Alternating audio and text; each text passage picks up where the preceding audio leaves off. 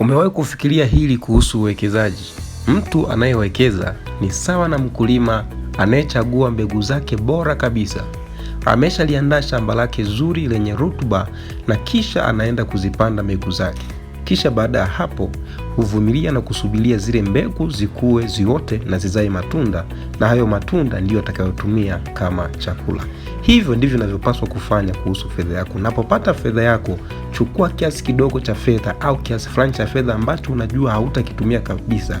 Tafuta sehemu salama ya kuiwekeza hiyo fedha, ipe muda, iache ukue na izae, kisha fedha hiyo ikuletee faida. Hivyo ndivyo watu wengi wanafanya wanapotaka kufanikiwa. Ichukue fedha yako, ipeleke sehemu ikufanyie kazi. Usiendelee kufanya kazi kutafuta fedha wakati huo hautumii fedha kuleta fedha nyingine. Wekeza kwa ajili ya maisha yako ya baadaye.